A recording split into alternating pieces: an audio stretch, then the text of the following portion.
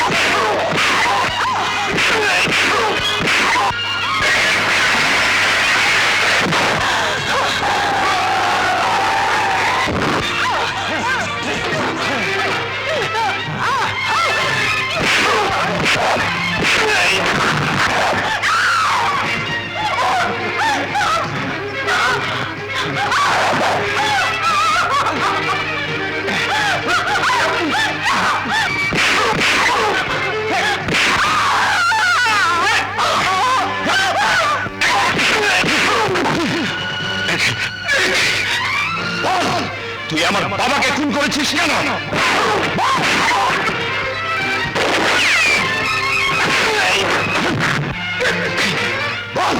তুই আমার বোনকে খুন করেছিস? জবাব চাই, জবাব দে। তোরা অনেক মা বোনকে কাঁদিয়েছিস, তার জবাব চাই।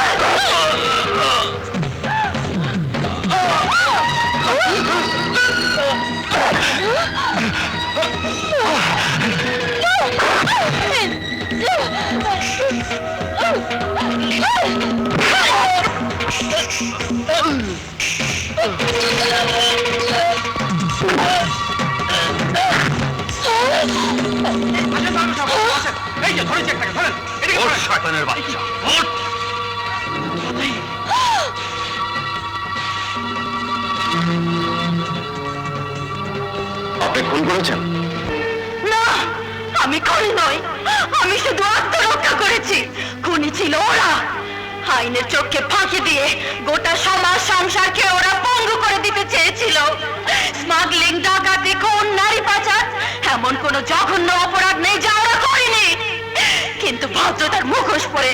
ওদের মতো অনেক লোক এই সমাজে আত্মগোপন করে আছে, কিন্তু আর কতদিন আমরা ওদের প্রশ্রয় দেব? কতদিন ওদের অত্যাচার মুখ বুজে সহ্য করব? বলুন হুজুর, বলুন বলুন হুজুর, বলুন। আর কতদিন ওরা মা বোনদের চোখে অশ্রু ঝরাবে? আমি সবার কাছে প্রশ্নের জবাব চাই, জবাব চাই। হ্যাঁ, আমি এর জবাব চাই, আমি জবাব চাই। ইওর অনার, মিস সুইটি হয়তো ভুলে গেছেন এটা কোনো যাত্রা থিয়েটার বা জনসভার মঞ্চ নয়। এখানে আবেগের এক কানাকড়ি মূল্য নেই। এটা আদালত। এখানে সাক্ষী প্রমাণের ভিত্তিতে, আইনের চুলচেরা বিশ্লেষণে সত্য মিথ্যার পার্থক্য নির্ভুলভাবে ধরা পড়ে ইওর অনার। আইন নির্দোষ ব্যক্তিকে রেহাই দেয়, কিন্তু অপরাধী শাস্তি পায়। এই মিস সুইটি অপরাধী ইওর অনার। সুস্থ মস্তিষ্কে মিস্টার টিটুকে সে খুন করেছে ইওর অনার। এক অসহায় বিধবা মায়ের কোল থেকে তার একমাত্র সন্তানকে ছিনিয়ে নিয়েছে ইওর অনার। মহামান্য আদালতের কাছে আমার আবেদন, বাংলাদেশ দণ্ডবিধির 302 ধারা অনুযায়ী আসামে মিস সুইটিকে মৃত্যুদণ্ড দেয়া হোক। That's all, Your Honor. এবার আসামি পক্ষ তার বক্তব্য পেশ করতে পারেন। বক্তব্য পেশ করার আগে আমি মৃত মিস্টার টিটুর মা মিসেস খালেদা চৌধুরীকে কিছু প্রশ্ন করতে চাই ইওর অনার। অনুমতি দেওয়া গেল। যাহা বলিব সত্য বলিব, সত্য ছাড়া মিথ্যা বলিব না। আচ্ছা, যেখানে আপনার ছেলে মারা যায় সেটা তো একটা অপরাধী চক্রের গোপন আস্তানা, কি বলেন? হ্যাঁ হ্যাঁ, ও আর ওর সাঙ্গপাঙ্গরা সেই অপরাধী চক্র। ওটা ওদেরই আস্তানা হুজুর। না, ওটা ওটা আমার আস্তানা নয়, ওটা ওটা ওদের আস্তানা।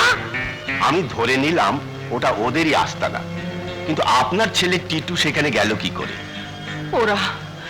ওরাই কোনো স্বার্থ সিদ্ধির জন্য ভুলিয়ে ভালিয়ে আমার ফুলের মতো নিষ্পাপ টিটুকে ওদের ওই আস্তানায় নিয়ে গিয়েছিল। আর সেখানেই মিস সুইটি আপনার ছেলেকে খুন করে। হ্যাঁ হ্যাঁ, ওই আমার ছেলেকে খুন করেছে। কার কাছে শুনেছেন? শুনবো মানে, আমি নিজের চোখে দেখেছি। নিজের চোখে দেখেছেন মিস সুইটি একটা ভোঁতা ছোড়া দিয়ে?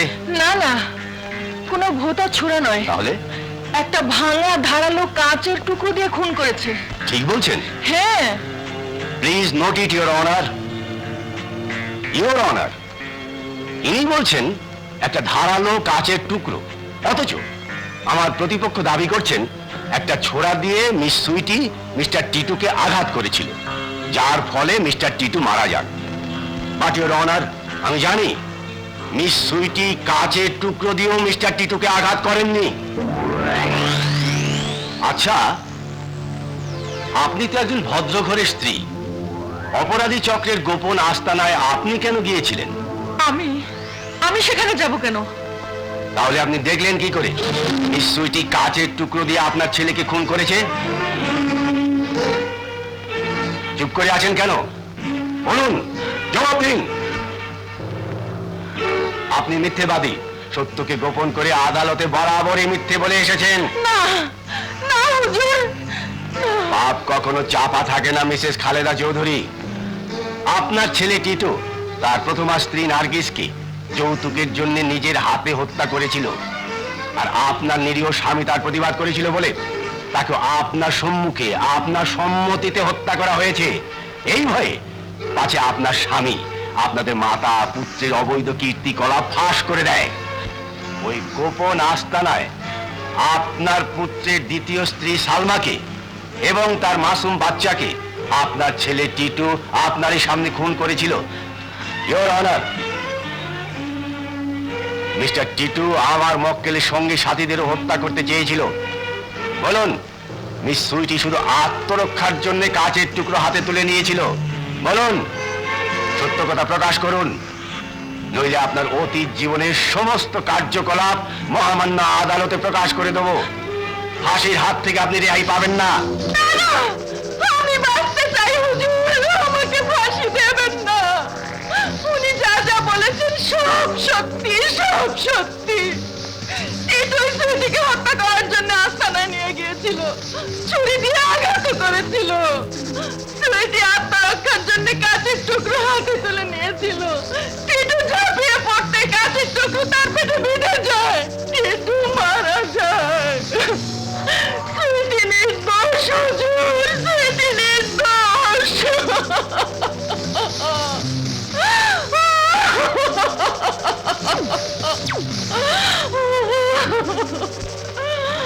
উভয় পক্ষে সাক্ষ্য প্রমাণ বিচার বিশ্লেষণ করে আদালত এই সিদ্ধান্তে উপনীত হয়েছে যে মিস সুইটি সম্পূর্ণ নির্দোষ, তাই তাকে সসম্মানে বেকসুর খালাস দেওয়া হলো। সেই সঙ্গে আদালতে এটাও চূড়ান্তভাবে প্রমাণিত হয়েছে যে মিসেস খালেদা চৌধুরী দেশের চরম শত্রু এক জঘন্য অপরাধী চক্রের সঙ্গে সক্রিয়ভাবে জড়িত ছিলেন, যারা অনেক নারী নির্যাতন, অনেক খুনের সঙ্গে জড়িত। মিসেস খালেদা চৌধুরীর নিজস্ব স্বীকারোক্তি এবং সাক্ষ্য প্রমাণের ভিত্তিতে তাকে আপাতত পুলিশ হেফাজতে রাখা হোক।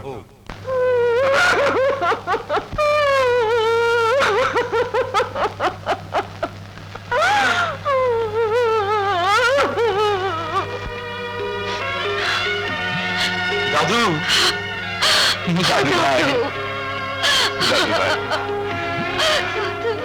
বাবু,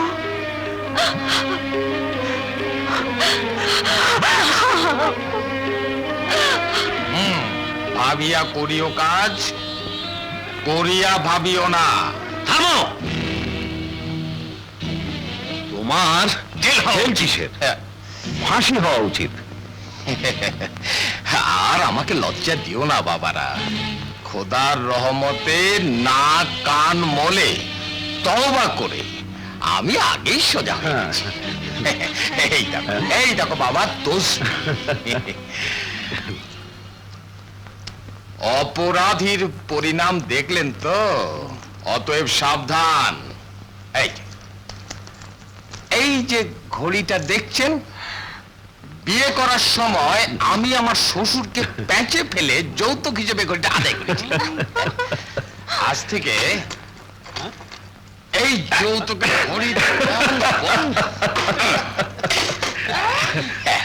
যৌতুক বন্ধ। যারা যৌতুক নেয় আর যারা যৌতুক দেয় তারাও সমান অপরাধ। অতএব ভাবিয়া করিও কাজ, করিয়া ভাবিও না।